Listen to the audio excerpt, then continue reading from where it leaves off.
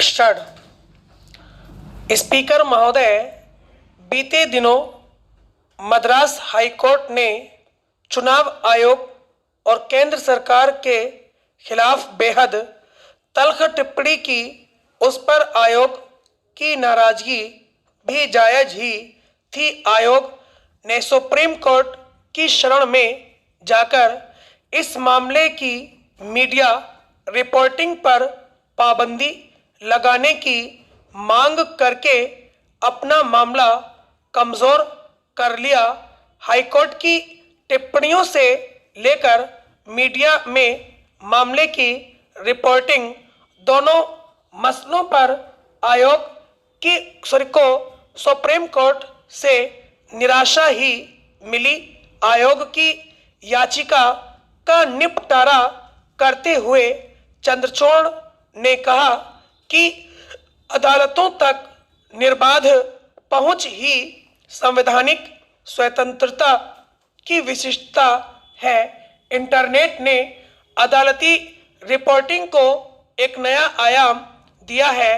अभिव्यक्ति की स्वतंत्रता और खुली अदालत का विस्तार है।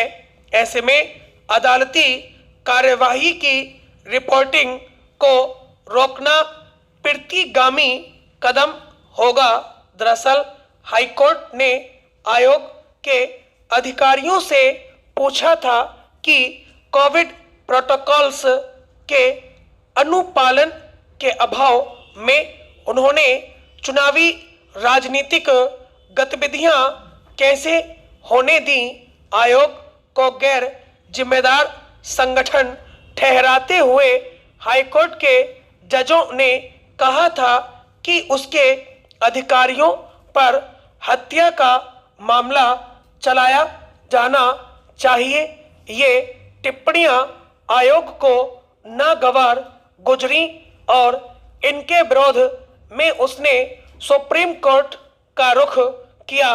चंद्रचूड़ और शाह की पीठ ने आयोग की अर्जी में व्यक्त भावनाओं को समझने के बावजूद हाईकोर्ट की कार्यवाही पर रोक लगाने से इनकार कर दिया ताकि उसके मनोबल पर कोई असर न पड़े। अपने निष्कर्ष में सुप्रीम कोर्ट ने यहाँ तक कहा कि महामारी के दौर में हाईकोर्ट बेहद सराहनीय भूमिका निभा रहे हैं। हालांकि मद्रास हाईकोर्ट की टिप्पणियां तल्ख थीं और ऐसी अलहदा टिप्पणियां करते हुए न्यायिक समय बरतना चाहिए। मीडिया रिपोर्टिंग रोकने की अपील सुप्रीम कोर्ट के गले नहीं उतरी। चुनाव आयोग के पक्ष में दलील दी गई कि चुनावों के दौरान शासन की कमान उसके हाथ में नहीं होती। वह केवल गाइडलाइन जारी करता है जिसे लागू करने का जिम्मा राज्यों का होता है। उसमें किसी गड़बड़ी के लिए आयोग को जिम्मेदार नहीं ठहराया जा सकता। यह तर्क कहीं नहीं टिकता।